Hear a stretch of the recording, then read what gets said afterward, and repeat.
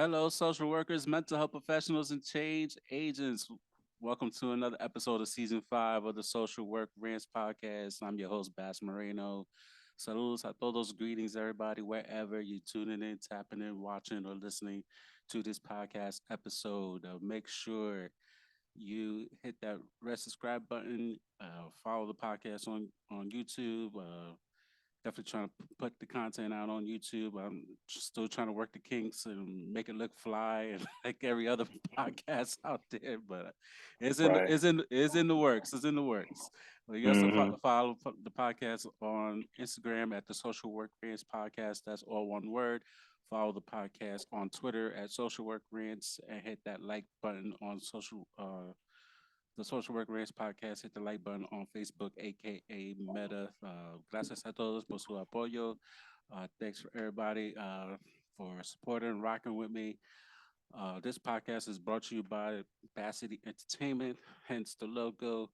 Uh, your home for holistic online self care for social workers and mental health professionals using poetry with Zumba, featuring my book, Triumph Through Pain: How to Maximize Your Full Potential During Hard Times, is on currently on Amazon in both paperback and on Kindle. And speaking of authors, we got a two-time guest and a soon-to-be two-time author. If you don't know this man or don't follow this man, in the words of the Earn Your Leisure podcast, you're doing yourself a tremendous disservice. I sometimes call myself the heavy D slash pitbull of social work. Well, this is what they call you again? The J Cole of social work. Yeah, my I, one of my I, homeboys, they called me the J. Cole of mental health, man. He gave me that term a couple years ago. It was so funny, bro. Gary Trey Taylor. He won't be disrespectful with the Carolina shirt on, as I'm a the Blue Devil fan. The Uh, only thing we agree on is the Lakers. That's about it. Now you were a Laker. Were you a Laker fan before LeBron got there? Absolutely not. Ah, so I Absolutely can't. not. So I can't count you as a diehard then. Yeah, you sound like my pops. My pops said the same thing. He a diehard Lakers fan from the Showtime days. He was like, man, you can't be no Lakers fan. Say, man, look, man, I'm part of Clutch Sports. You know what I'm saying? Wherever LeBron go, I'm going. well, uh, well, well, Gary Trey's been on the podcast before. Actually, it's crazy. That's been like 2 years or almost 2 years with Hmm. this Hmm. damn pandemic. And Right. now I upgraded to YouTube, and now I got you on video. So Yeah, I see you moving, moving and shaking, man. Call you I'm, definitely hustle man. Call me Bass Hustle man, man. You moving. I be seeing it, man. I'm trying 2022, the year of embracing my reset. Which, by the way, I got shirts and t-shirts on sale as well. I'll put that link in the show notes as well. So they cop some merch and new podcast merch coming soon as well. So whatever free time I got into my computer, into my phone, Hmm. and entrepreneurship is it's no freaking joke. No, it's not. I'm trying to tell you, it's definitely not. It's definitely not. So how you doing? I'm good, man. I'm busy. So you say entrepreneurship is always staying keeping you busy. So I'm good, and family's good, man. I just had my newborn in May, my son. So been Congratulations. thank you, Yes, I man. saw So that. I was like, oh man. yeah, so that's new. That's new. Balancing two kids and a business, private practice, and a marriage, and all the other stuff I'm trying to do. So it's been good, man. I'm blessed, thankful. How about you? Everything good? Yeah, everything's good on my end. Just two kids, enjoying the newlywed life and kids back to Mm-hmm. school, new social work job, promoting two books.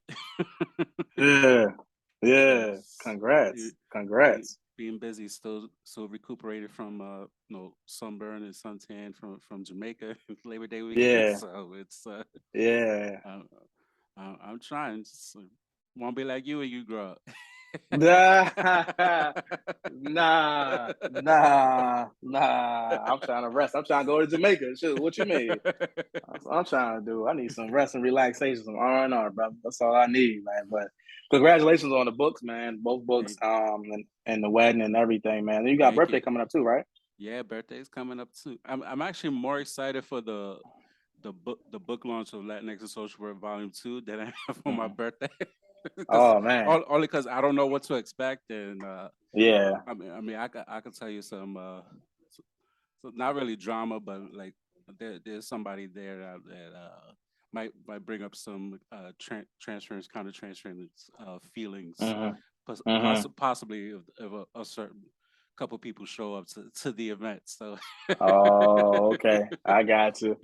Well, it remains to be seen. We'll see yeah, what yeah. happens there. So, Nothing personal with that person, just the business business side oh, the of business things. side of it. Yeah, Yeah, yeah. Nah, I definitely understand that. That could be a whole different beast. But yeah, yeah. man, it's a lot of good things going to the fourth quarter, man, and to the Yes, fall and yes, winter. So absolutely. it's smooth, man. It's That smooth for sure.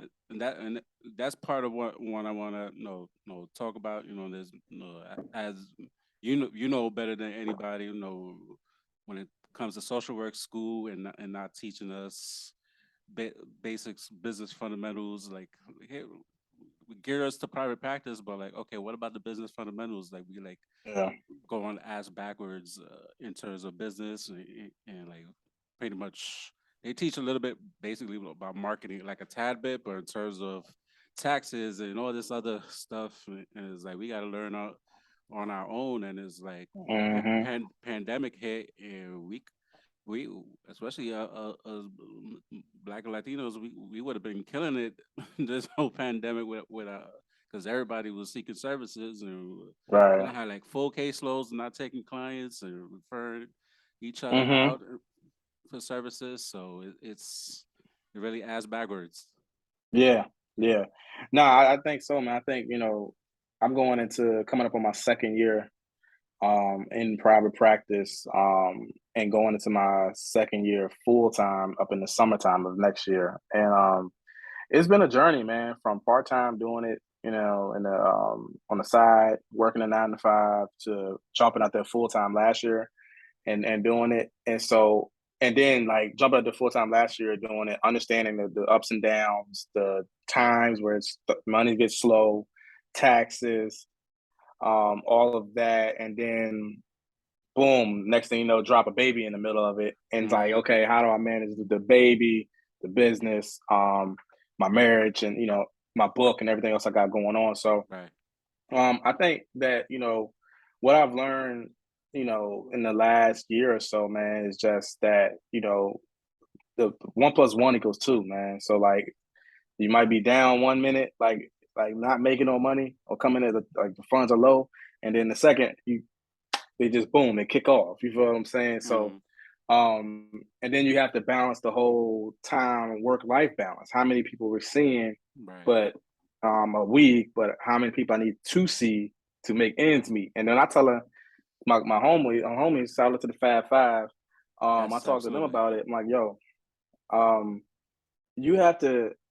They teach business, but they don't teach business to the T of you have to make enough to cover, your regular business expenses, your housing expenses, and your taxes.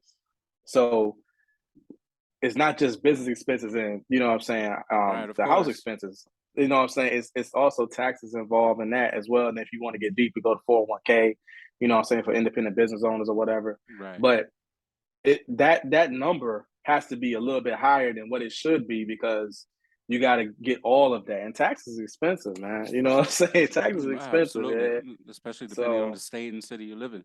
yeah, so I will say that's the one thing that's cooking me right now is taxes. Is trying to set up a viable tax strategy for my practice. I got everything else down, like, but the tax strategy is one thing is just kind of been tricky for me in the last year or two. So, Right, hmm and even something simple as building like a email list, like what there's so many apps and to do, and like there's Canva, like to set up hmm different things, and I just I just found out Canva is like really went into like presentations and like really going in deep with all this Yeah. other stuff which I need to check out Mm-hmm.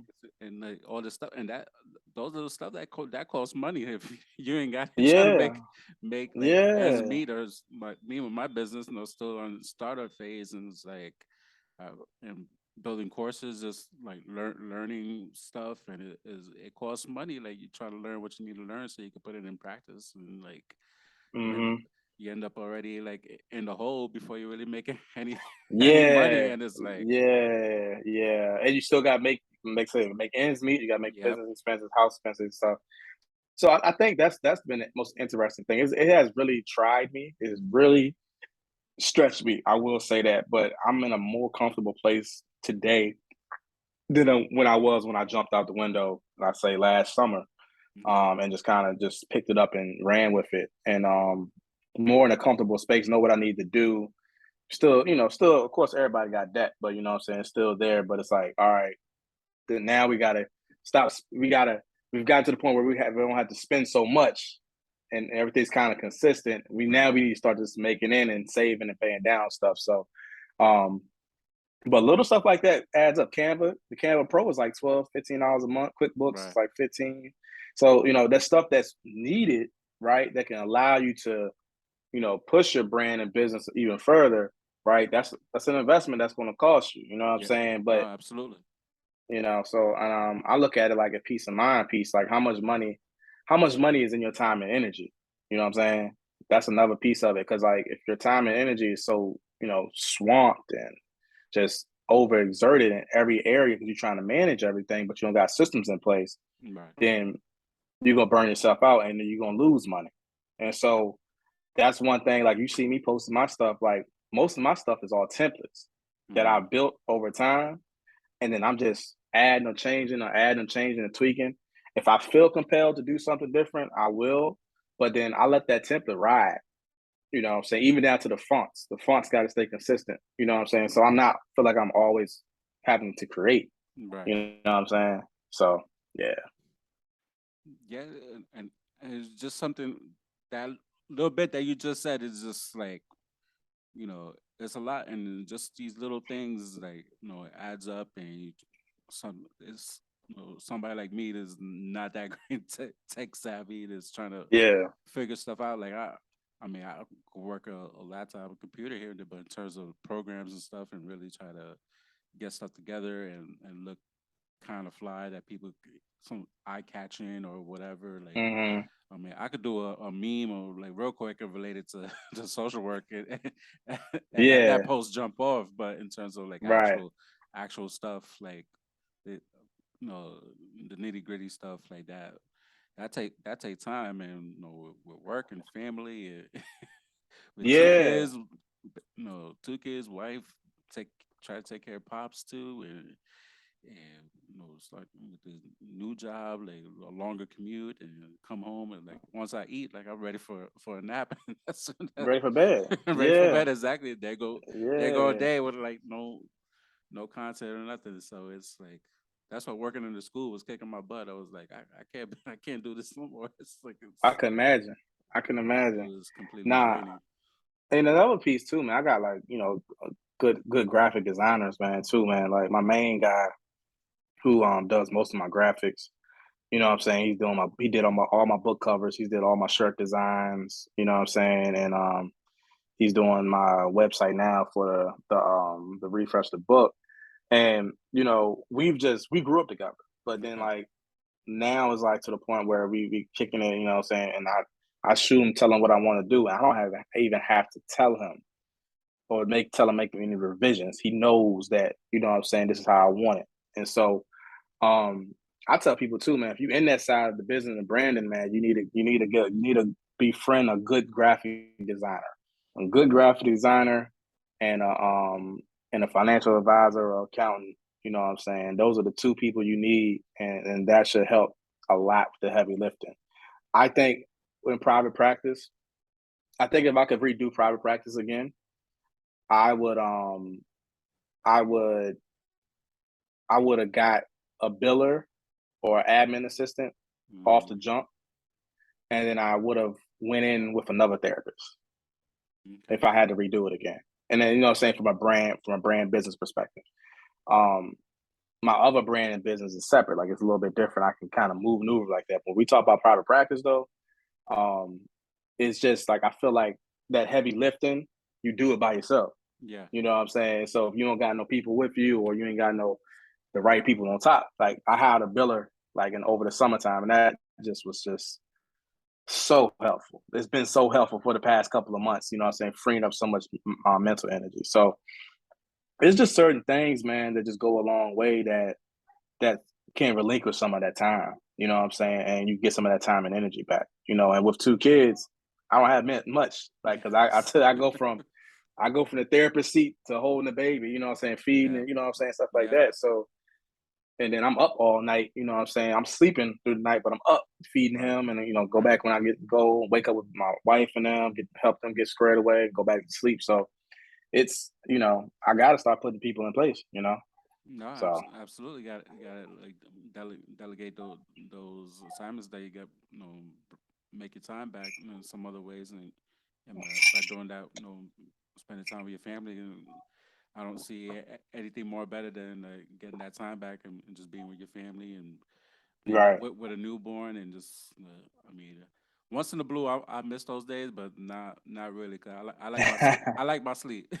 right, yeah, Even though make I so. even though I learned the skill of actually doing stuff with no light on it, like all right, I got this, and then Oh just change yeah, the diapers with just a little backlight, a little dim light, and just do what I gotta do, and feed it, and yeah, I'll be half yeah, asleep trying to do the formula, and like I messed up the count, and I gotta like restart it all over again. yeah, yeah. It's amazing how much we can do in the middle of the night.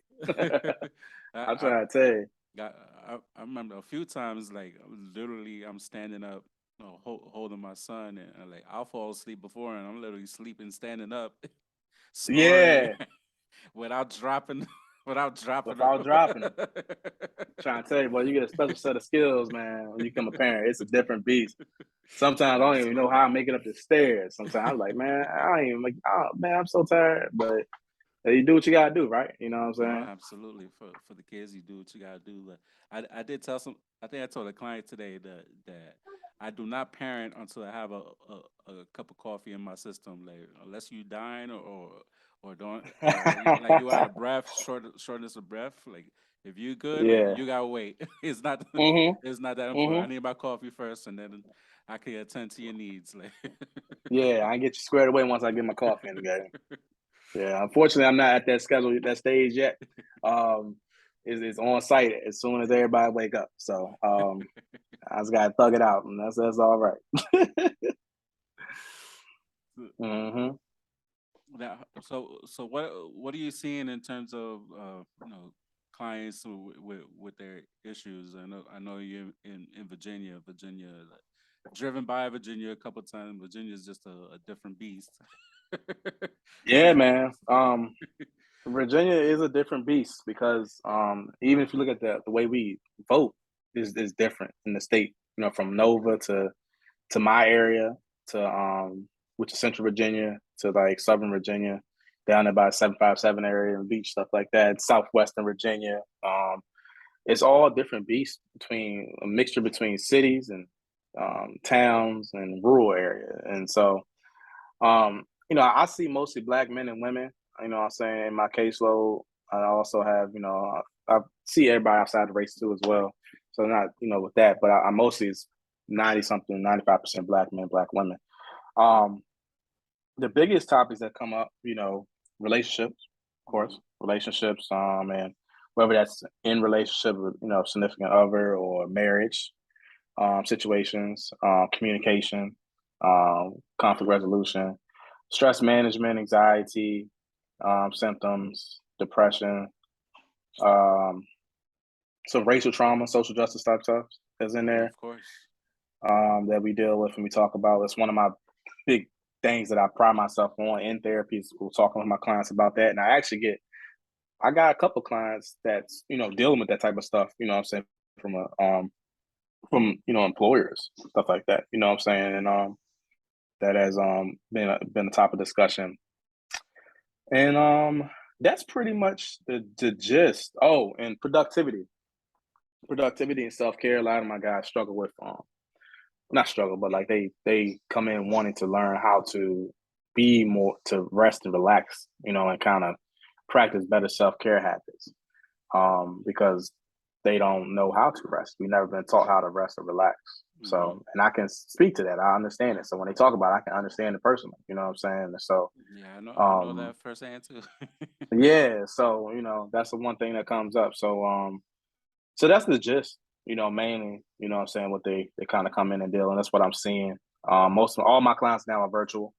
Okay. Um, I was doing it in person with my office, but it was like maybe one or two people coming in person, and then it was I had a lot of space for my office, but it just I wasn't there, and it was costing me a whole lot of money every month. So, and I couldn't get nobody in there to kind of supplement and kind of get some other therapists in there, get some other people in there. I tried everything, and nobody just really at that point. It was still kind of in the middle of COVID, Right. but it was lingering off, and people were still kind of. So I was like, all right, I'm just let it go, and Mm. just went to the house. So that's where I've been at. Okay. Now Hmm. there's nothing wrong with that, especially cost saving. I'm sure you wanted to keep doing it in person, but you gotta make a business decision Hmm. for yourself, for your practice, and especially you by yourself with your practice, you gotta make that tough call. Yeah, yeah, yeah. I'm happy with that call too. Actually, it allows me to maneuver a lot differently. And when I have those down months or weeks, or I'm not stressing as much. You know what I'm saying? Because I ain't got this big bill on top of my head. So. Right. Now, now from I know a lot has happened in 2 years, but what have you seen like any in terms of improvement? Have you seen like in terms of where you at in Virginia or just like clientele, like diagnosis and stuff that you've seen, or you talk about what some of your clients come in for. Have you seen that change within the last 2 years, or pretty much say nothing's really changed? Nah, I haven't seen too many changes in the type of clients I'm receiving, and any differences in the diagnoses.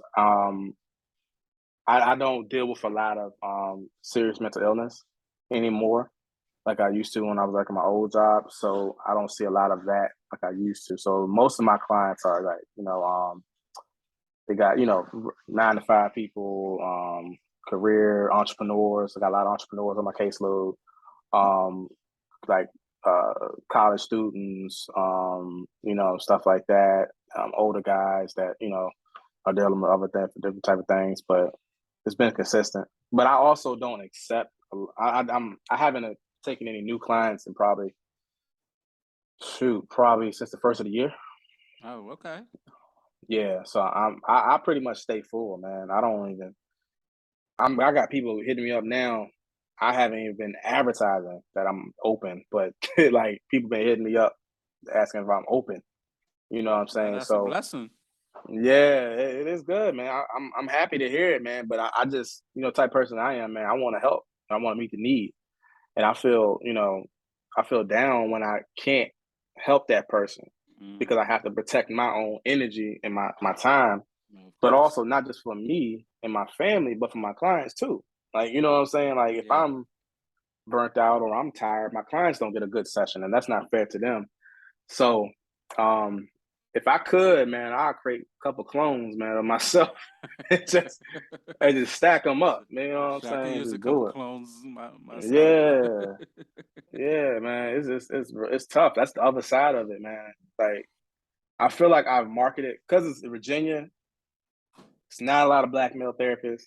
Right. Um, it's not a lot of black male therapists in general. Yes. So the fact that we I pitch myself and put myself in that role to do that, right? That comes with the territory. But the other end of it is that like you get those calls and you get so many, inquiries and you want to help, but you feel bad because you can't help. And you kind of got to live with that until you can kind of either make room or um, figure out, bring therapists on or find somebody, And it was tough because I lost a couple clients after my baby was born, my son. And I don't think it was because of anything, no, I think a couple of maybe one or two might have a difference in my approach. Wasn't a good fit, Right. which was cool. I had a conversation with them about it, so but it ended okay. Um, but I had some drop off in the summer after my child. So then I wasn't going to accept any new people just yet, anyways, until I figured, got my feet wet with scheduling, business, Right. and the Of baby, and course. all that Yeah. and stuff like that.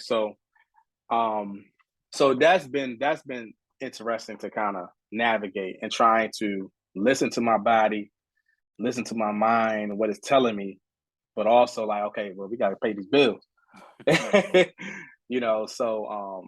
you Yeah. know, so that's been unique. No, you hit a couple points. No, protecting your energy. That's been a big focus of mine, especially working at the school and with school administrators or at least in my experience, were like doing stuff that didn't make a whole lot of sense and like y'all not burning me out. Like I'm already like tapped out.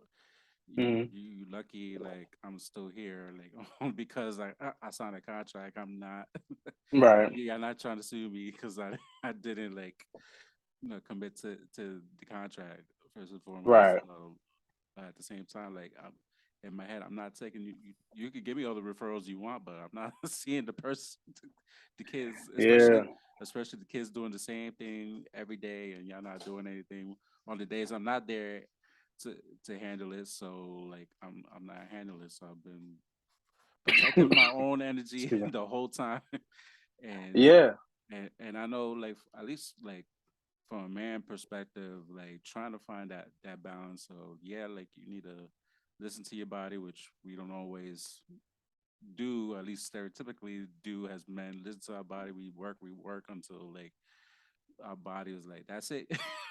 yeah, And yeah, then finding that balance and on the mental finding that mental balance or like I need a break, like I need to take this break or whatever. hmm, So it's really a fine line. Plus, no bills got to be paid too. So it's definitely right, a fine line that we as men no struggle with because we always been like the stereotypical we're the provider. We got to do this, we got to do that, protect hmm, family and doing all this stuff, and that's just been innate with us. And obviously things are changing now and stuff, but it's just something that like there's a balance that needs to happen. yeah, yeah, man. I think they don't talk to us about that enough. You know, what I'm saying what that looks like and how do you balance it all. And so, um, especially you know, the trying to meet the demand. You know, what I'm saying Hmm. not beating yourself up because you can't help. You know, you can't help because you're tired. You know what I'm saying, and you want to help, Right. but you can't commit because you already maxed out and tapped out. So, even though I love and thankful to be in demand and continue to get inquiries, like it's just a really big burden to also carry the torch on because there are so many people that still need assistance, you know.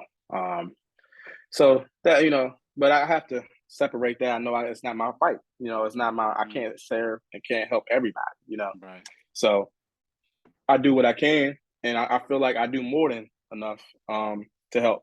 You know what I'm saying, in different capacities. So I just have to hang my hat on that. And when people do try to reach out, I try to do my best, man. I try to do my best to get back to people. I really do. I'm not the best at it. Yeah, Um, neither am I. yeah, I'm not the best at it, and I want people to understand like most times it's not the therapist's fault, man. We just so inundated with everything. Like we're dealing with our clients, and then we dealing with inquiries, and it's just it's just a lot at once, especially coming out of sessions and trying to manage that. So, but I try, man. So I try to keep a little network of folks that I know is probably accepting, or at least in the realm of it, and I just shoot people over there, like, oh nah, what I'm saying, this person. I mean, I still get that, like, yo, can you tell me where I need to go? I know you're not accepting, but can you tell me where I need to go? Right. And I'm like, all right, let me, okay, try this, try that. You know what I'm saying? Oh, I'll send them to a group practice. I know they got at least 4 or 5 clinicians. instead of just sending to an individual. You know what Right. I'm saying? So, I try, man. It's hard, but I try. No, it is hard, especially with the demand is there, the need is there, and pandemic kind of like exacerbated all this need, and and things just kept happening. Like 45, like acting a fool all day, every day. Mhm. I call it like 6 years because even like when he was a candidate talking nonsense and him Yeah, him winning and 4 years of that and he's still talking trash to this day. And, still. and we got you know, you know President Biden with his nonsense from time to time and stuff keeps happening. We got Mhm. rappers keep getting shot and killed. Just stuff always seems to happen. NASW keep dropping the ball, and Yeah. the ASWB finally with their report that we already knew that it's like culturally biased, and it's about time they came out with the report Mhm. and definitely signed that. I think today, as of this recorded, was the last day to sign that petition, if I'm not mistaken. But whoever those people who signed it, uh, definitely signed that petition to stop that ASWB nonsense exam and I know you talked about it. I kind of based my episode, kind of based on yours, and gave my own feedback and gave Mhm. my own experience of dishing out over $1,000 to that exam, taking that test 5 times. So it's like Bruh, I never want to don't give remind another. me. I don't want to give another dime to to that organization if I could for the rest of my career. I gave them 270 dollars 3 times, $81 for the practice test, and it's ridiculous, bro. I don't know. It's I've said my piece, so y'all go watch, listen to it. Bad Yes, said his exactly. piece. I mean, y'all know how I feel about it. I've told that story a couple of times. It's just crazy to me. It's crazy. But what was crazy is that we got like many social workers that talking about yeah, you need to get when you get your license and it's like did you just, Hmm. did you see the freaking report? Why? especially Yeah, especially we got a whole crew talking about corporate social work and a whole crew of people talking about what you could do with just your MSW. Like why why do I need to go get this license? Just yeah, use the skills and just like trying to whatever skills I do have, try to make money based on that, or just I do the social work field and then like bounce and do something else, leave the profession, do something else, and make more money. yeah, man. I mean, that don't frustrate you. I mean, to the point where I've had thoughts about leaving the field because I mean, the stuff that I've really have made, I really do and made probably more of a brand out of has nothing really to do with social work in a sense. Mm, I can still do Goodfellas and my books and talk about mental health and mental wellness without it. But I passed it. And a lot of people don't know I never wanted my license. Like what I'm saying, I never really wanted my license. I was a policy macro social worker. I got a concentration in social policy and advocacy from George Mason, but in my area in Virginia, right, the only way you can get the kind of that policy work is if you kind of either go nonprofit or you go state or federal. And so we didn't have too many positions, like in the area, and especially in my area, that did policy work. right. And Virginia is heavy on the LC. You know what I'm Mm, saying? So you can maneuver in Virginia with the MSW, fine. So at my last job before I left, like I could have easily stayed in healthcare, like what you're doing right now with the MSW, and just kept moving up. You right. know what I'm saying? And been fine actually. You know what I'm saying? Making a decent salary, but the only thing about it is like the LC gives you that it gives you the autonomy to do what you want to do, but it comes with liability. Right. You know what I'm saying? That So people don't like it, talking about too much. yeah, you know what I'm saying. And people don't, it's just so I, I I can say it has afforded me the opportunity to do the stuff that I really want to do, but at the same time, I expected more. You know what I'm saying? I expected more from getting it. And when everybody's like, get your license, get your license, Yeah, get your license. yeah. Okay, okay, bet. When I get the license, then shoot, jobs gonna come calling and I'm gonna make so much money. And it's like, nah, really, I just really assumed more liability. I had to pay dues. I gotta do more CEUs. And I had to go create my own ideal job, So it's like, okay, so what are we doing? Like, why are we pushing it so hard if we still have miserable, like people that's miserable in the field with their license because Right. they can't do what they want to do. You know what I'm saying? Right. So Shout, yeah, shout out to Delaware for having that grandfathering program last year. That's how that my coworker was when I started in the school system. She was like, Delaware got the grandfathering program, right? I was like, I don't care how much it is, I'll pay yeah, it. yeah, absolutely, So absolutely, that's how I got my L. Like if I don't gotta give an ASWB another dime, how much do I pay? And what do I need to yeah, do? So mhm, mhm, and and, yeah, and now I gotta pay the fee to recertify the license come January. So say fees, top yeah. fees, top fees. Fees top, it's never going away, man. So it's like I They had should to. just change social work to just fees social work slash fees work. I I was really thinking this day, man, when I was coming, I was thinking about taxes, and I said, if they really wanted to make this field even more kind of lucrative and kind of just more appeasing, they should figure out how to give out like a tax deduction for this field. Like if you work in social work or any type of healthcare field or something like that, we should get a tax deduction, especially after COVID. No, You know what I'm absolutely. saying? Yeah, That's we didn't get the hazard loan. We didn't get that, right, but like there right, should be like some type of tax deduction or something like that. right. That's why I keep pushing. Like I sacrificed my life and my body to care for folks during the heart of COVID. Like doing Hmm. visits from time to time. The least they could do is pay off my loan, my student loans. The least, right, man? Yeah, I was still. I mean, we when I was at my old job, we was I think for maybe a couple months up until a couple months, we was up until a year, we were still at the house, and then they told us we need to come back, and we came back, and it was just still in the heart of COVID. You know what I'm saying? In a community clinic, and it was just like you had to move so different, man, like to stay safe, Mm-hmm. you know. And then if you got a family or if got immune compromised people that you're living with, like, or if you go around it, like it was just like, yo, I was like, I gotta get out. I gotta get out. I can't do it.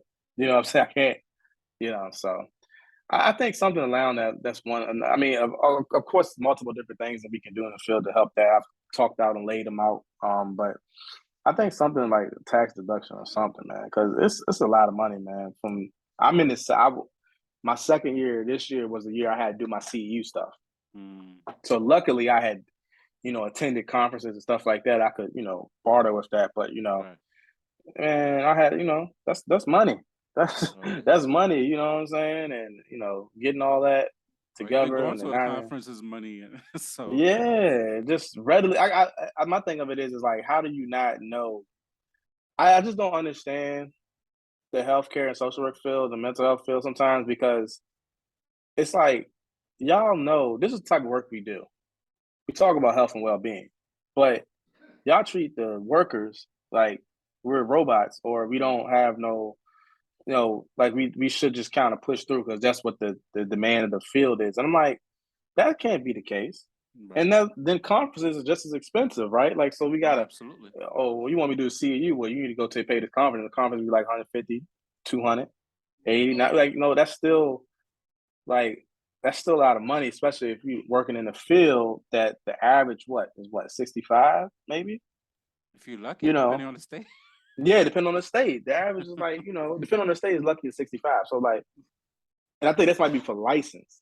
Right. That's not Like fully even licensed, for, like yeah, that's fully LC money. licensed.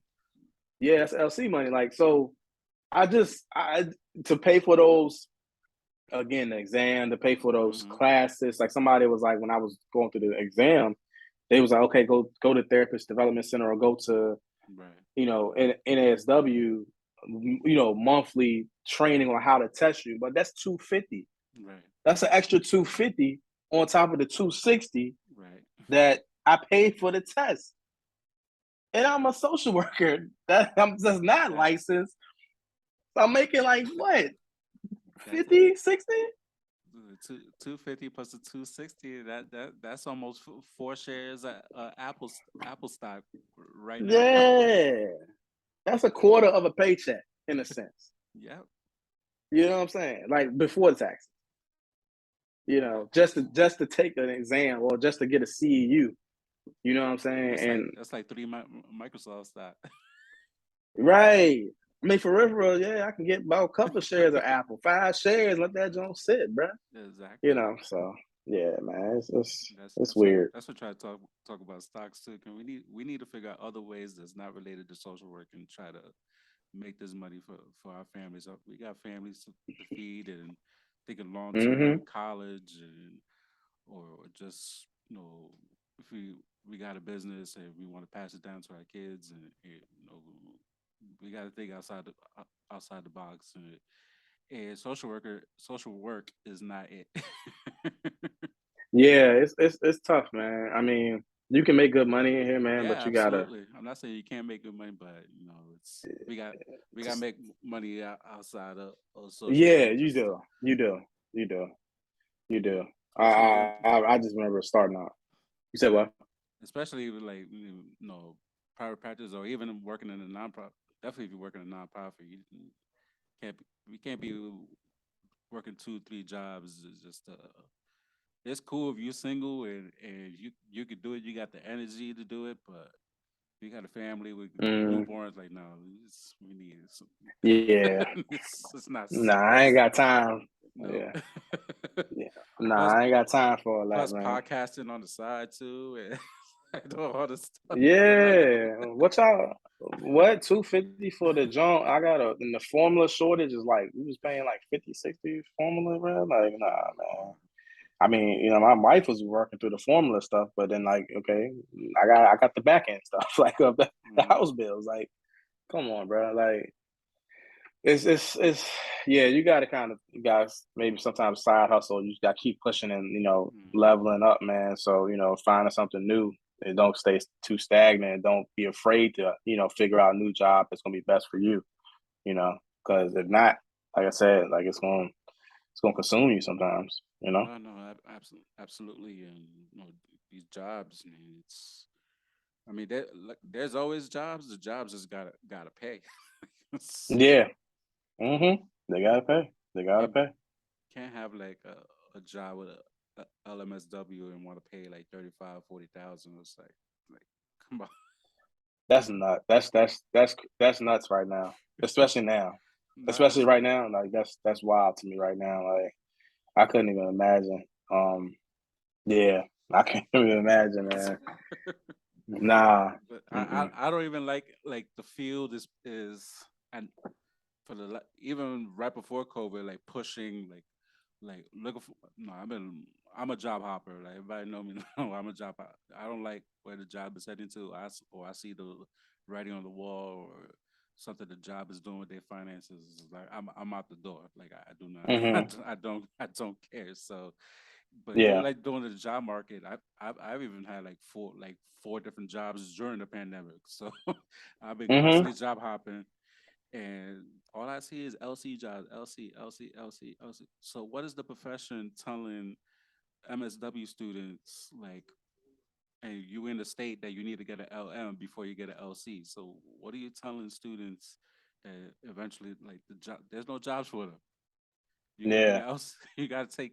They're forcing you to take these exams, especially if you don't want to do clinical work, do therapy work, you want to do some other stuff with your license, and they forcing you to take this exam. It's all about the money. Yeah. I think I talked about that not too long ago on Twitter, like just understanding like the liability aspect of it all. And I think a lot of I said that, kind of what's happening is I feel like the licensure process only just kind of reinforces what the field is trying to do and also what healthcare is trying to do. And I feel like they're making, social workers have this license or a general license or the LC to remove absolve themselves from their own liability in certain situations. Because if the social worker has the LC and something happens to the client, right, we can point to that therapist or that clinician Mm-hmm. and absolve ourselves from the Right. whole situation. And I think I've been seeing that writing on the wall for years. You know what I'm saying? Around that, and I think that's kind of where the whole circle of it, maneuvers in the reference to the licensure exam, where social work has for the last couple of years pushed to the clinical realm first, because then it was okay. Well, you get the LC, you can do anything you want, right? But Right. in my case, my resume reads so clinical, Baz, that they're like, oh, well, you ain't got enough policy or macro experience, and I'm like, but I've done like a lot of community meso type stuff and influence policy in a sense. Right. And but because my resume reads so clinical, what I'm saying? It's like, well, did I, now I'm pigeonholed. Right. If I got crisis, private practice, substance use, and inpatient all on my joint. You know what I'm saying? Like it's Right. it's that's where it's gonna lead. So it's It's like it's that crazy that you said they use the word pigeonhole because I hear it so much in terms of like in like acting or some entertainment, but to be pigeonholed in yeah. social work that's a Yeah. first, but it's true though.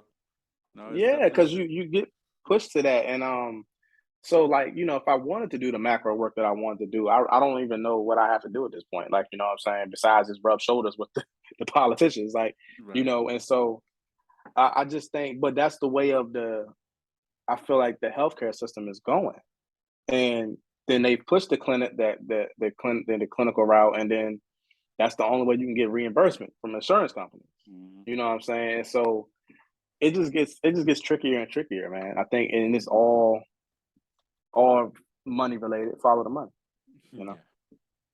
Yeah. No, Hmm. absolutely. So, no, I want to get into your new book that's coming out, Refresh Journey to to Find Peace. Tell me about it. Like what I know you wrote your book like 2 years ago. This is your new book coming out. Like what's Hmm. it based on? Like tell me about Yeah. So, refresh the journey, find peace is my second book, third published iteration, because first book, You Good Fam, was published back in 2017, and then I had a manual to go with it called Mental Health Keys, to kind of outline like different things you can do to kind of manage your mental health and what's going on throughout the day. So this is something different. This is a self-help memoir, talking about different themes that I've experienced over my life, maybe the last 10 to 15 years, and how I overcame them. Right. And I co-authored with my guy Saint Yvonne. We co-authored it together, and just knocked this thing out in the last year or so. Release date is coming up October 29th. Get ready to do pre-orders real soon. We're doing a book release party, having merch. But this book is me giving my personal self out to the public, stripped away from just a clinician standpoint, educational. Because You Good Fam was um, more educational and awareness for the it. Black Right. community, and so this book I feel like it's for everybody. Like, Mhm. and it has a lot of grief and loss themes in it, which is interesting. I was looking through your book, and you talk about your book, like that's what some of the big thing about your book. And Right. but it wasn't supposed to be a grief and loss book, but it ended up being kind of geared to that, because I look at grief and loss from a different elements of death, and then also like first game, like love of basketball, like my parents who divorced, my faith, dealing with my own mood and anger, all these different elements. And so my goal with it was to say, hey, listen, there are things that we as human beings on a daily basis, regardless of credentials, regardless of whatever we got going on or who we are and where we're coming from, like there are day-to-day things that we deal with that affect us, Right. right? And a lot of times we just say, okay, that's just life and that's is what it is. You just gotta go through it. But that's not the case for that. I'm pretty sure that's not the case for everybody. And I'm pretty sure everybody deals with these things in their different ways Mm. or doesn't deal with them at all. At all, So like exactly.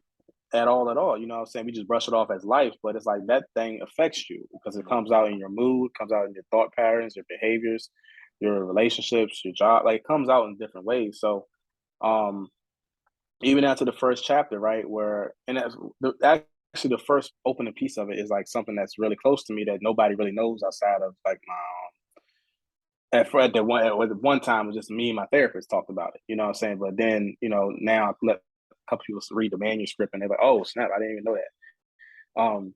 But outside of that, like the first piece I lead with is basketball Mm. and navigating how I went from like playing basketball 7 days a week, wanting to playing AAU basketball, playing school ball, quitting school ball, wanting to try out for a college team, never made it, and still trying to have this big chip of, you know, getting cut from the ninth grade team and not getting playing time the way I should in high school, and how that affected me dealing with coaches and how that carried on into me in my late 20s, my early 30s, just playing pickup basketball.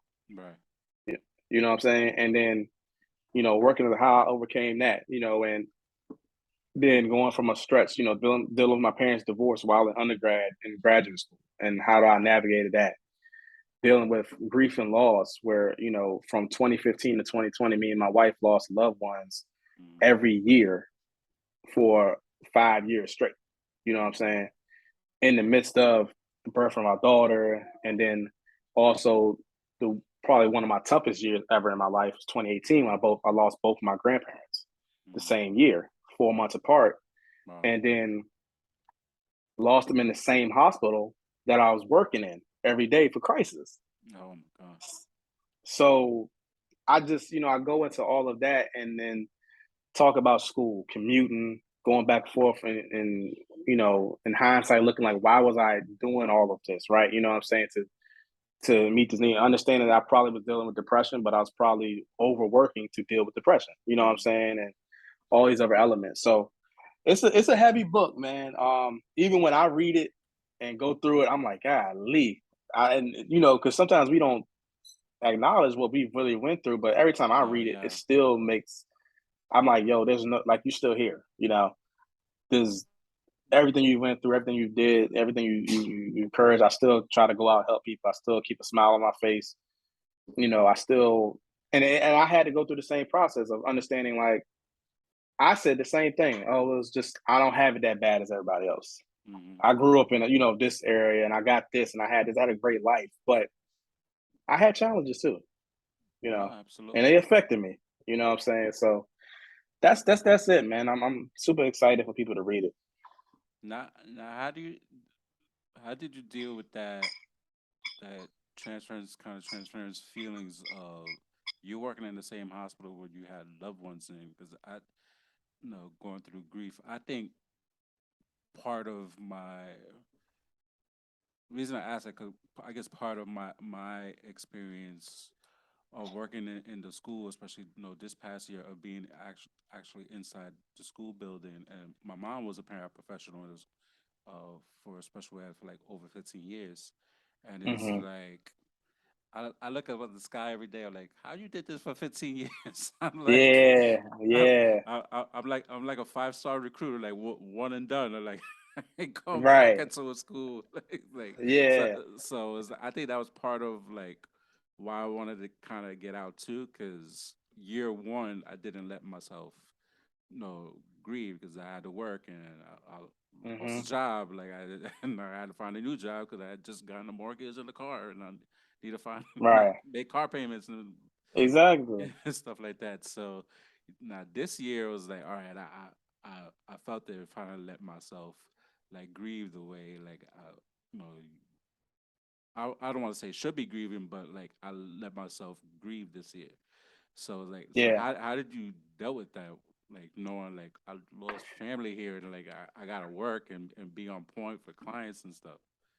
yeah. So that was around 2018, 2019, going into 2019. And a lot of stuff happened around that time, Bass. I had some issues with friend groups, and trying to navigate those relationships. Um, I think, my wife, she had a medical condition that popped up that we dealt with after the birth of my child. And I talk about that too in 2017. So, you know, I had the time off, right? Took the time off a week or two. The first one, my first grandmother, she passed, who I'm closest with. So I took that time off, man, but I just found myself in the house you know, just ruminating too much. And couldn't I was like, let me go back and stay busy. I went back and it was like, you can take more time. And I was like, man, nah, just let me work. Just let me work. I'm gonna work through it because and this is my kind of it's not my first time with grief, but it's my first time with grief as an adult and as a Mm, clinician. No, second time. Because in 15, like I said, we lost my uncle when I got out of grad school. And then I think 16 or 17, one of the years, yeah, 16, we lost my wife's grandfather a week or two after the birth of my daughter. Then 17, I can't remember. No, 17 was a cousin. And then 18 was her grandfather, my grandmother, my grandmother. So in and of that, right, it was like, okay, well, let me just go back and still processing grief. And this was more like okay, this is now the real grief where I care for this person, my right. grandma, my nanny, she is my rock. You know what I'm saying? She is who it is. And I just went to work, but I couldn't work with older adults the same way anymore. Mm, I couldn't. I couldn't work with older adults the same way for quite some time. I didn't get back to my regular self, Bass, till November of that year. And I remember that because I created these self care kits where it had my book, it had some oil, it had some tea, had the shirt in there to kind of, teach people like to relax and do mindfulness or whatever. So, and then like my friends, my wife, my family, they gave me a lot of space to grieve, man. Like that's when I first went to Cali that year just to get away. Um and get my mind right. I did start applying for jobs and looking for new stuff. I was already on the right. verge of moving anyway, because I was already 3 years in a crisis in 18. So I was already on my last end with the job because I was just it was too much. Right. And this was kind of the last straw. And then going into so November, I finally got back to my regular self. So December comes, the first week of December, and then my grandmother, the other grandmother, is in rushed to the ER, and Mm, she was supportive of my nanny passing. It was really close, right. and I didn't recover from that until probably May of 19. Mm, And so with that being said, right, that's when I started really reevaluating relationships, reevaluating my life, reevaluating the things that I needed to work on and I needed to address. If you weren't serving me, if you wasn't supporting me, if you wasn't if I wasn't happy with certain situations, then I gotta go. right. So that's where like the next year, I really just kind of went on a upheaval, uprooting of stuff. Like Mm, so my friend group switched. Um I got my last job at my last at VCU. Um, I put in my 2 weeks notice in April and May of that year and went to do healthcare again at a hospital. And I just and then 2019, I think I started therapy, mm, and I just started focusing more on me instead of trying to keep serving everybody else and then not speaking up because, saying, oh, what they going to say or what they going to think or trying to, appease them, right. appease everybody else. And that included job, friends, family, No, all of that. You know no, what I'm you saying? no, you have to like you Yeah. gotta put yourself first and first and foremost. Before I always tell everybody, like I put learned with life experience to put myself first. Like I even put myself first before like the kids. If I'm not well, I'm not gonna be able to take care of my kids. Yeah, So I have to put you're myself not. first. I gotta put myself first before my my new wife. So I got like it's just Hmm. like I've been through a lot already that I have to put myself first, and I gotta do things for.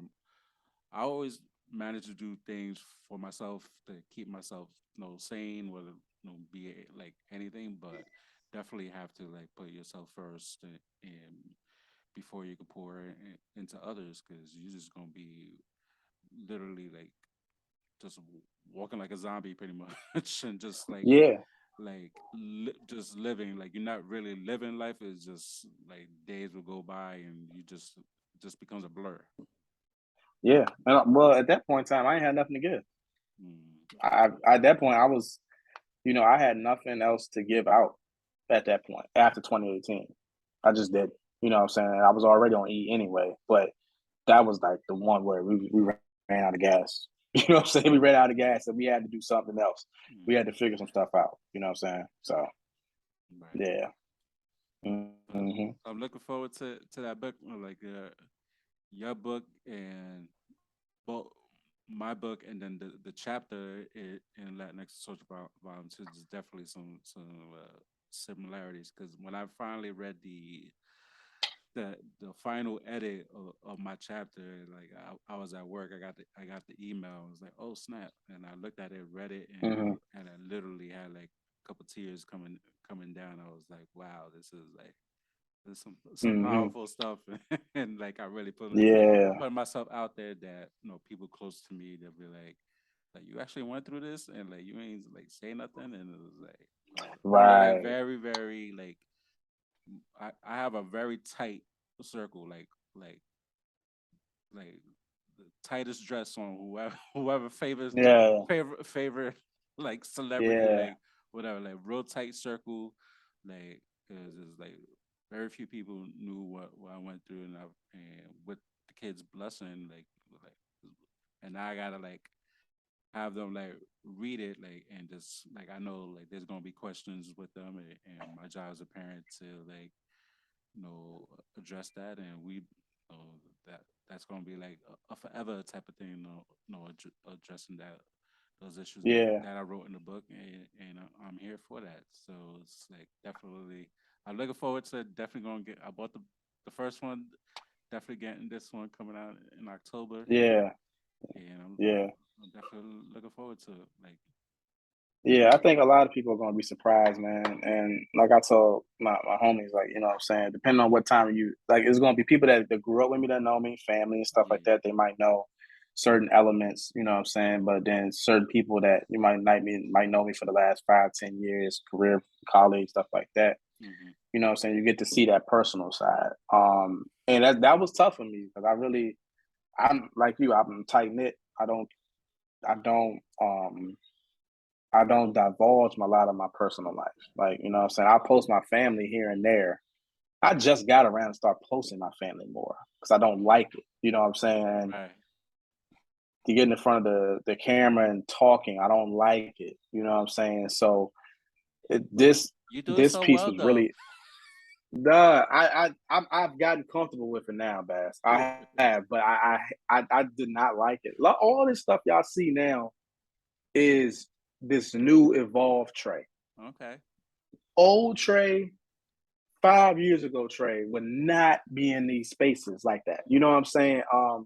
But one thing I say, like on my last pod, was like sometimes that evolution of self allows for that, and you have no choice. hmm So I've been, pushed in that realm to do that, and so me sharing this book, it's my personal journey and stories. Like you know, my cousin Mike could tell you about the time that I was driving down the road on 95 with a migraine due to stress, and he had to come get me from the parking lot because he was in class, but I had to sleep in the back of my car to wait for him, Right. right in the middle of Richmond, to go sleep on his, in his bed to, you know, the evening to get myself together, hmm right? But then somebody else like, I had no idea, you know hmm what I'm saying? You was going through that, you know what I'm saying? And so Right.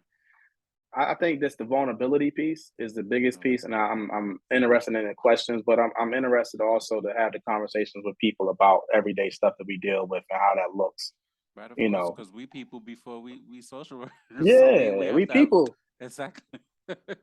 Yeah, we people before we social I workers, I man. think So, I think that's part of why I wrote what I wrote and not just that in that book, but also with the poetry book too. Is like no, I think the first time like I um kind of like watching TV and the first I guess all these medical shows that they first started like having like episodes about COVID and stuff like that once they got back on TV with new episodes and it's like I found myself like being like jealous of the characters and it's like and being upset at the hmm characters is like at least you got to see your family member in the hospital and say your last goodbye. Like I didn't get that. I wasn't granted that opportunity. uh, So it yeah, was like yeah, that like that's tough. that really tripped me out to a point was like I cannot watch a medical show. I'm not big on medical shows anyway. I stopped watching Grey's Anatomy like 5 years ago. Grey's Anatomy is heavy though, bro. Like Grey's Anatomy will have you in your feelings. Yeah. But I mean, even with that though, like, all right, so I can't during that time period. I'm better now. I still get choked up. Like, you know what I'm saying? Looking at certain situations with grandparents on there. Mm-hmm. You know what I'm saying? So, like, sneak peek, you get the sneak jump. Like, one of the reasons why I keep the sunflower jump in my name on my social media is due to my grandparents. You know what I'm saying?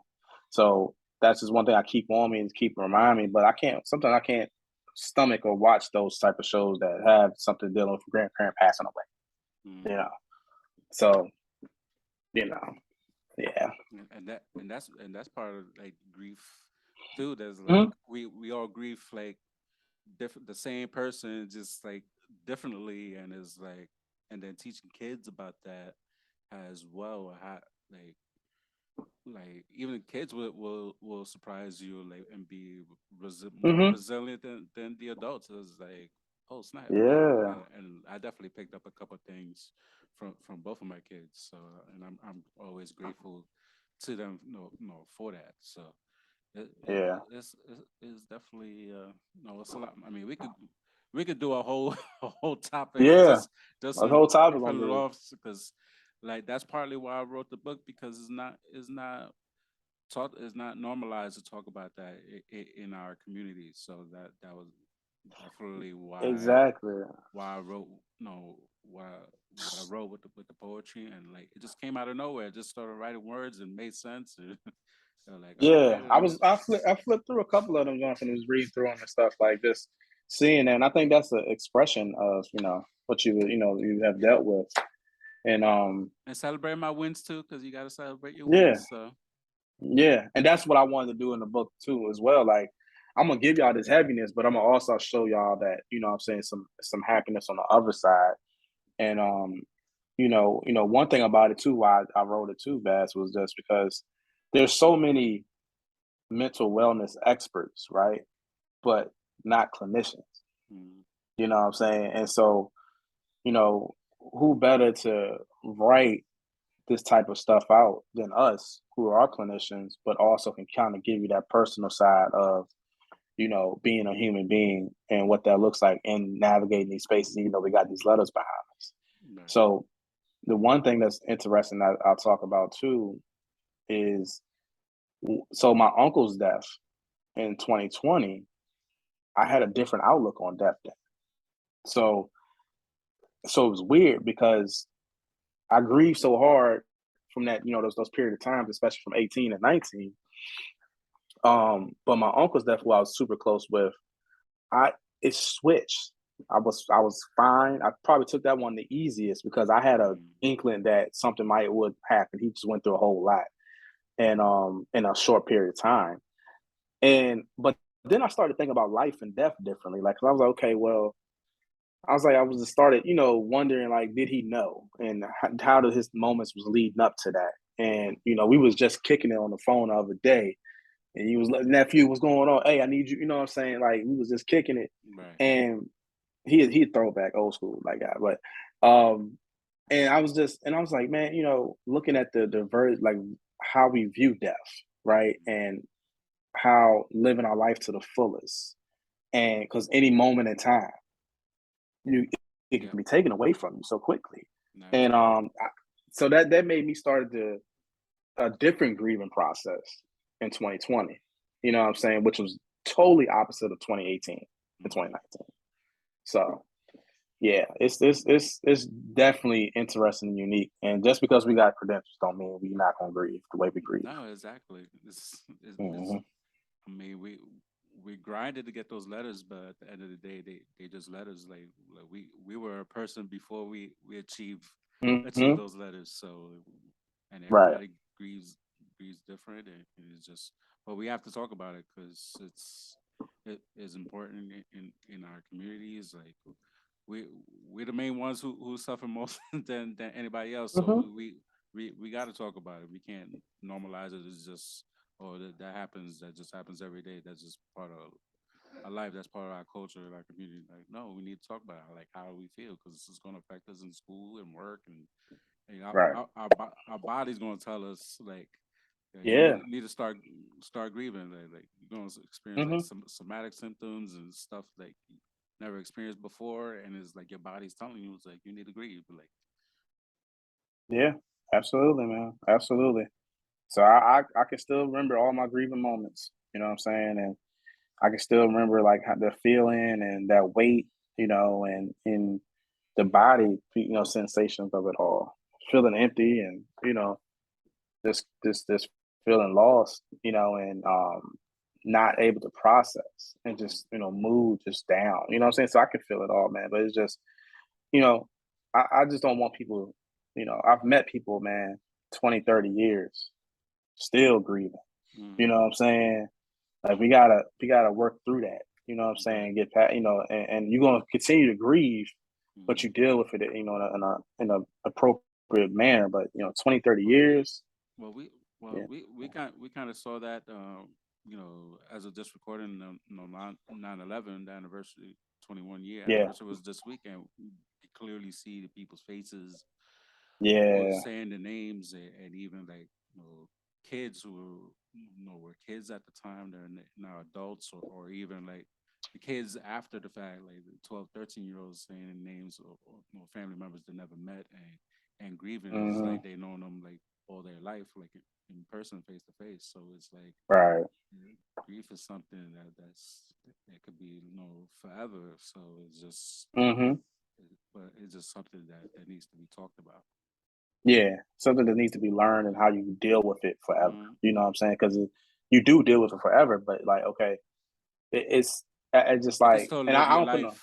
Yeah, yeah, you can still live your life, you still gotta live your yeah, life, and hmm, still like enjoy your life as best you can. But that doesn't mean you're not grieving that person. But it can't. exactly, Like I try to teach my kids, okay, like yes, your mom passed, but don't ever use that as an excuse not to bust your behind in school and do what you need to do, get good grades, hmm, and be a good person, and like be respectful to others, and do what you need to do. Your only job is to go to school, get good grades, like and do the best you can. That's all you can do, and don't use yeah, that as an excuse. Don't use your grandmother's death as an excuse, like to not do it. If you want to talk about it, obviously that's what I'm here for, to talk about it. But don't use that as an excuse that just because like I'm failing, and this is why. Like not because of life has a funny way of telling you like you just got to move on and do what you need to do. Like hmm, sometimes it'd be messed up, be fucked up, be like no, life's got to continue, and it's like you gotta shape up and gotta do it. yeah. That's one thing, man. It's a fine line with it, because Absolutely.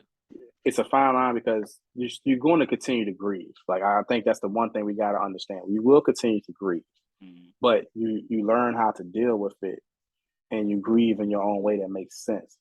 And but when it comes to a piece, just like if you have like a situation or mental health condition where it's inhibiting or messing with daily life, Mm-hmm. then we got something else going on, right? Right. And man, one thing I talked about, like my pastor, we was talking about, and second death, grandmother, right?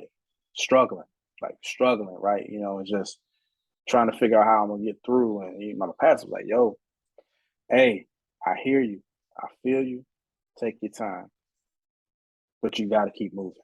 You know what I'm Mm-hmm. saying? You got to keep pushing on. You know what I'm saying? And it's like, it was like, "Yo, why are you saying that? Like, I don't need that right now." But it was it was what I needed in Right. that moment, because looking at what my grandmother was to me and what she did, and then picking up that mantle, it was like, yo, because my grandmother, my second grandmother, she was a staple in the NAACP. Mm-hmm. So she was like, okay, she's like, what if that baton has now been passed for you to pick up that torch? You know what I'm saying? Keep the work that she's been doing alive. And I did a lot of work with the NAACP after that. You know what I'm saying? Going forward, and it's just like, that's a way to kind of still grieve, but Right. also work through your life, to Mm-hmm. keep moving on with life. You're Right. not dismissing it. You're not leaving her, you're not giving yourself time to grieve. I gave myself time to grieve, but I also understood I had a daughter too, and I had a Mm-hmm. wife. Right. So I still got to be there for them. Right. And you know what I'm Exactly. saying? And I still got to pick up this baton that my grandmother left for me to take, Mm-hmm. you know? So it's those conversations we don't have. We Yes. just it's Exactly. one over the other, and Yes. nothing else. Exactly. Yeah. So Where can people find you? yeah, man. I'm on Upload, well, couple places. You can find me everywhere. I'm on Twitter, Instagram, LinkedIn, Facebook. Twitter and Instagram, retro underscore GT. Gary Trey Taylor, LCSW on LinkedIn. Facebook, I don't really be on it. That's just local folks. You know what I'm saying? Like that.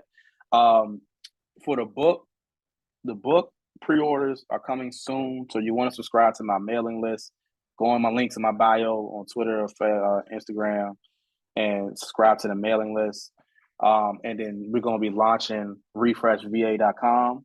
That's where you're going to be able to pre-order the book, buy the bundles, everything. And so you're going to see kind of a whole switch from me from Uphold to refreshva.com. That's my wellness kind of personal brand business that's moving forward with the book.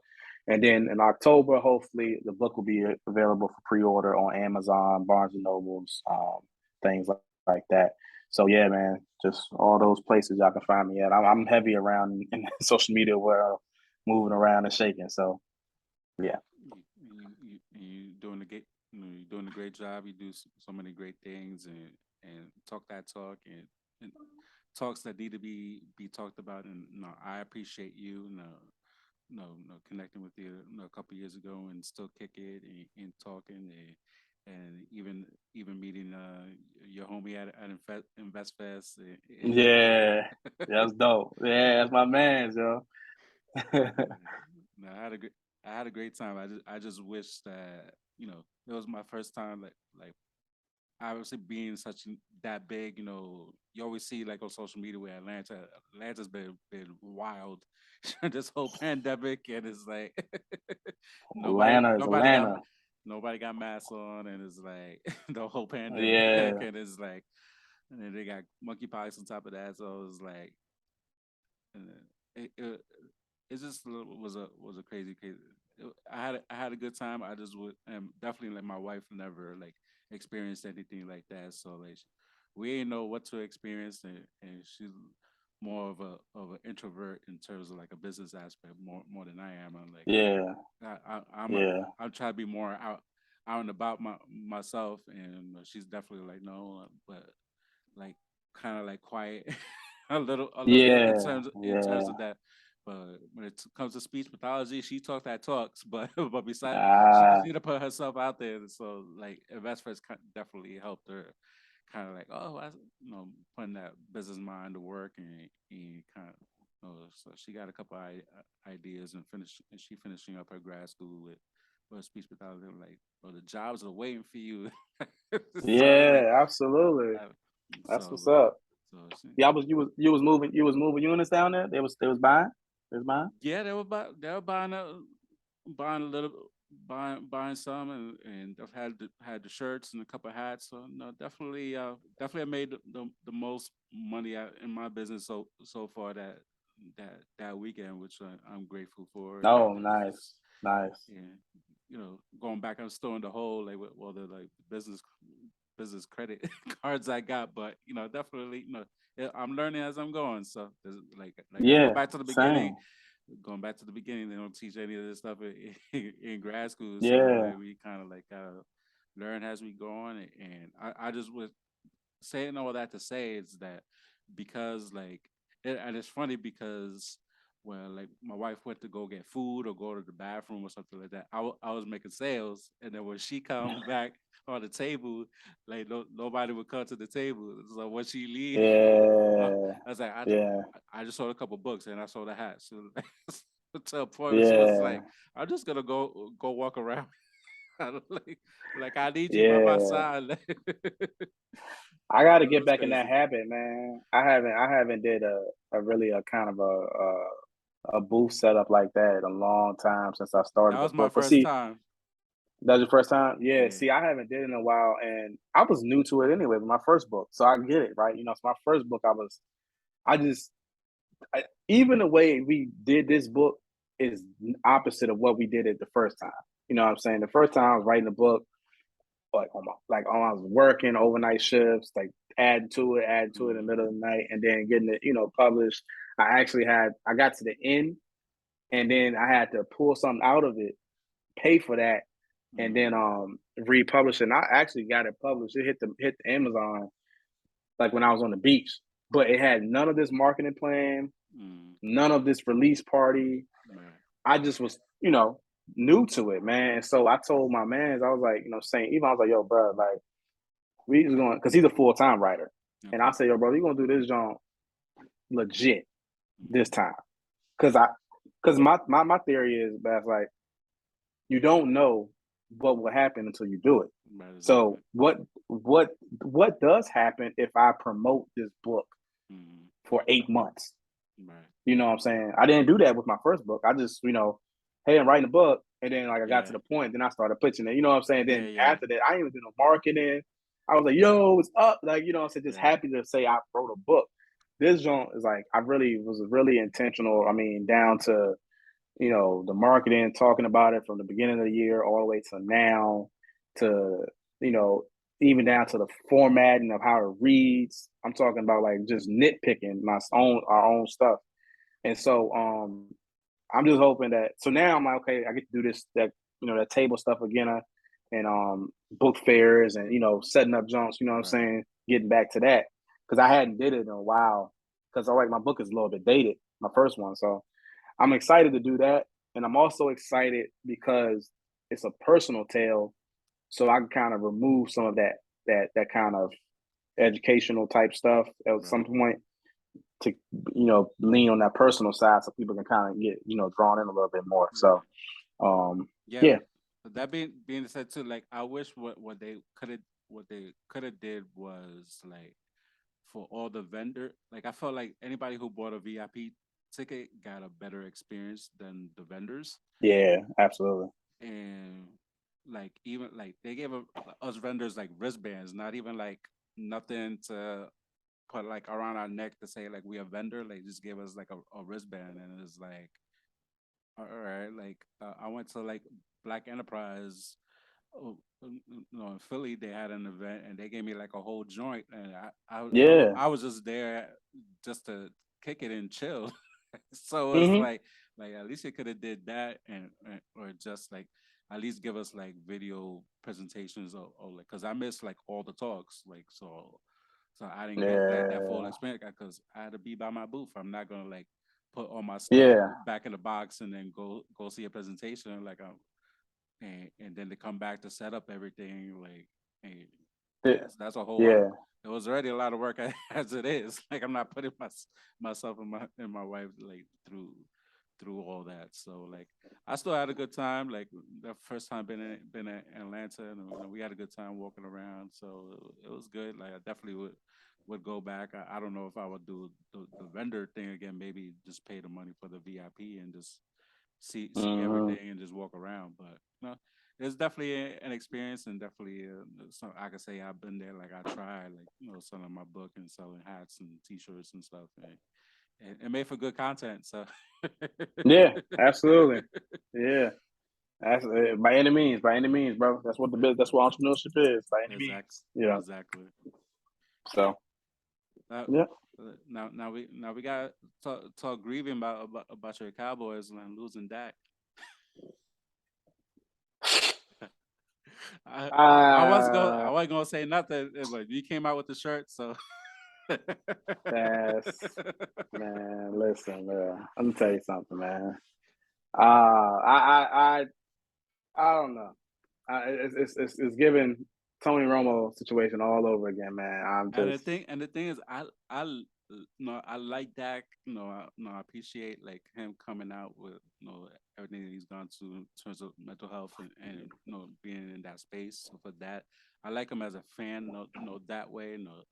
Once he take off that horrible jersey, like I'm cool with him talking about all his stuff that he went through. But like so I when he get hurt like that, I was like, bro, like you went through all this stuff and you're being disrespected by the team. You finally got some money and they finally give you some money and you get hurt the first game. It's like I, the first game, bro. I was just like, man, you know what, man? I just if don't. I was you, I'd be counting down college basketball season with your damn Tar Heels. Look, I'll take the Tar Heels every day of the week because we gotta run that back in the first place. But I just I don't know, man. Football, man, like Jerry Jones curse, man. That's it. That's all I'm gonna say. That's it. It's a Jerry leaves because even the report, Jerry was like, I've never seen the owner give the injury report outside the coaches. The coach, I even see. I've been watching ESPN all week. Mike McCarthy has not said anything until I seen something to clip from him today. Jerry Jones was the one who was like, "Oh, we coming back in 4 weeks, not 6, like we thought." The coaches usually say that. Like, like he's the most involved owner, man. And we did get a number one receiver. Put CD in the first in the number one slot. He's just not unless he's got a slow start. But listen, brother, you number one receiver and you wearing 88. That's some high expectations for a Dallas Cowboy. He shouldn't You be know what I'm wearing saying? 88 anyway. It needs to be retired. Nobody should ever wear that jersey. You just can't be wearing 88 and not put up numbers. It's just a known fact. Every 88 put up numbers. You know what I'm saying? So, hey, man, I don't. But you know what? My I just go Giants are into this winning the thing division. They're winning the NFC East. over Philly. Yes. Man, get out of there fast. We'll see what happens. If Dak was still healthy, I would be like, absolutely not. But I don't know what to make of this season, so I don't see. But it's anybody's again. It's NFC East, and it's anybody's that they're in a division at this point. Yeah. You know, y'all got Saquon cooking though. That's good. That's good. We take it. Man, We'll take it. he cooked week 1 a couple years ago. Then he got hurt week 2 and he was done. So like let's 1 week at a time with him. Just pump the brakes. Sounds familiar. Sounds familiar. Goodness gracious and all. So yeah, man. But like I said, I keep no expectations for the Dallas Cowboys. I just keep it one game at a time and one injury at a time. Allegedly, I guess, huh? So shoot. So My college football season is over. So my Notre Dame 0-2 is a wrap. oh man, I don't get into college football a lot. I don't know why. I tried, but I just don't get into it a lot for some reason. I don't know why. And I got plenty of college football teams to pick from, but I just don't. Especially in Virginia. But Yeah. I don't know. I don't know why I never got into college football. Mm. So I'll just have to sit and wait. Basketball season on the way, so I'm waiting on that. That's all I'm waiting on. Let's go Lake Show. I'm trying to. I share a birthday with Jeannie. Hey, Jeannie. Oh, you do? Yeah. I'm trying to get out there to a game, man. I want to go to a game. I want to go to a Tickets are game. expensive. We talk about fees, social work fees. Even nosebleeds is like. Yeah, and I'm not doing nosebleeds, man. I can just stay at home for all that. Yeah, exactly. Get the wide angle. Or just You know, leak past it.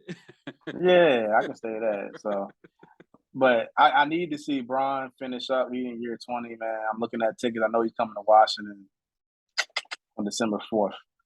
So I'm trying to figure out.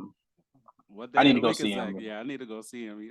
I'll travel to DC to go see him. He's, I think, Because I know, because December I know, 4th. because I know Philly would be their tickets are already ridiculous for Philly.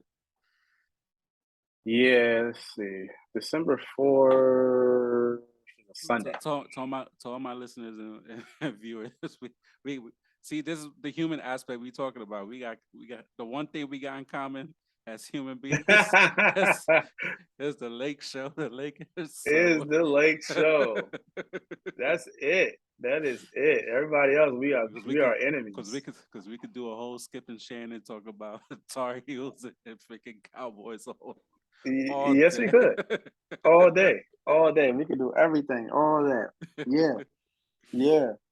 Nah, yeah. So we talk about lake show. Like I said, man, I'm trying to get it. I'm trying to, it's one of those self-care things, right? Like I Yeah, of said course. last year, where entrepreneurship is so hectic, man. It's just busy, busy, busy. And I think we get caught up in it. I know I overwork. Mm, I was like, one of the things that I've learned about myself a couple of years ago in that grieving process that you gotta, um, Trey, you need to do, go get what you want, not settle, and to, splurge on yourself a little bit more. mm, Um, and so, my vice is, of course, is sneakers and stuff like that. But like, I might not willing to go to a concert or a basketball game because it's too much money, and then right. it sacrificed my immediate thing that I want to do, Mm, which is sneakers or something like that. But it's like, okay, well, how many sneakers do you have? You have too many.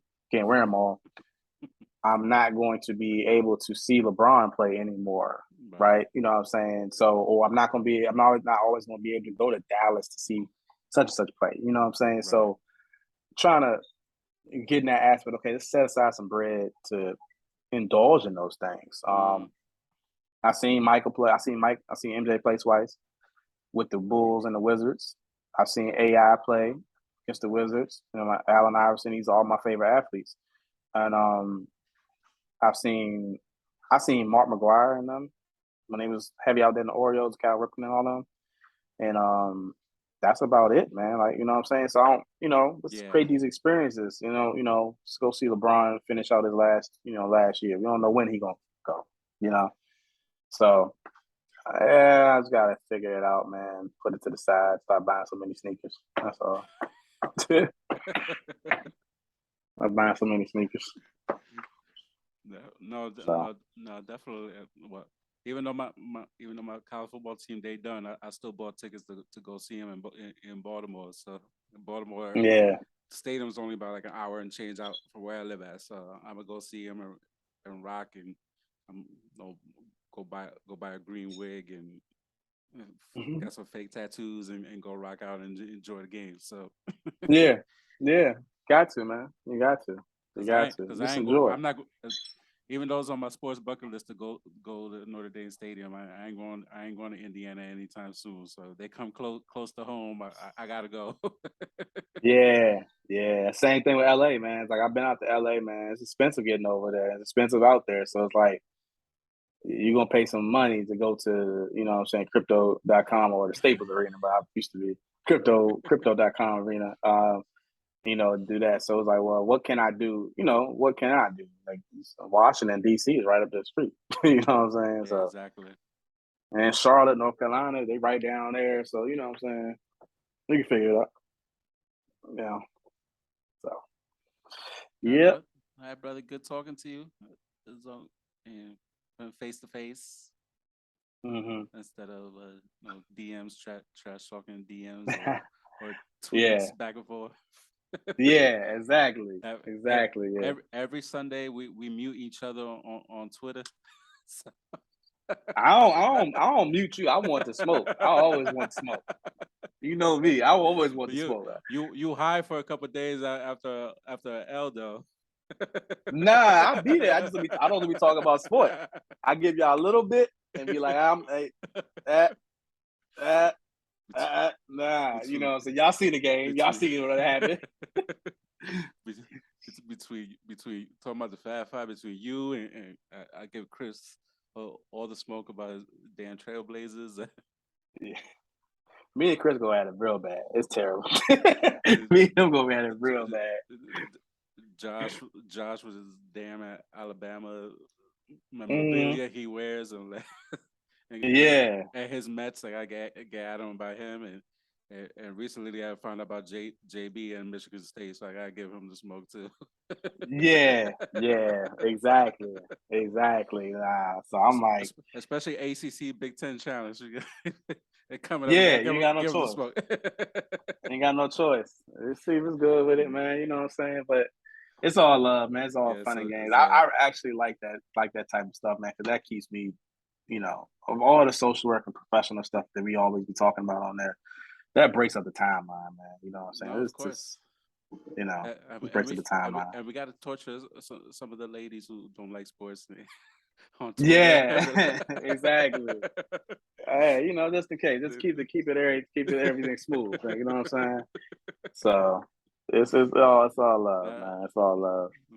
nah, I love the social work aspect on Twitter and just rocking out and so many great people who, like, for the most part, like 98% they mad cool and kick it and share ideas and talk and all this stuff. So it's like Yeah, I think it's better, yeah, kind of better than IG in a way. So it's like we just can't always yeah, see people's faces and stuff, put names with faces. But it's yeah, no, yeah, I love the platform. yeah. Absolutely, man. Absolutely. That's why I hate Well, when yes, sir. That's why I hate when Market He's, Monday talking about Twitter gonna be gone in like 5 years. I'm like, no, I love Twitter. yeah, I think by the time Twitter does leave, man, I'll probably get off social media. I'll probably be off social media by that time. But it's a good spot, man. It has its days though. It just has its days when you gotta remove yourself. But Oh yeah, other yeah. than that, like it's funny. It'll keep you Cause engaged for sure. because we talk about self care and stuff and like purposely like not watch that much news and then like kind of get news from social media like Twitter and then like you just open up the app and it's like somebody pass away or like some like celebrity or Hmm. something and or NASW does something, ASWB Yeah, does something and it's like, yeah, dear Lord, like let me get off this damn phone. yeah. It just be like that. Sometimes you gotta protect your peace on that stuff. You know what I'm saying? Yeah, But exactly. outside of that, if you use it for good, you usually get good results. Yeah. So yeah, man. Well, I appreciate you, brother, No, coming I having me appreciate you on, too, man. brother. Yeah, much success to the book and everything, man. And so Thank you. we'll keep it trucking. All right. Yeah, absolutely. All right, brother. Thank you, man. Thank you. Take care. All right, too.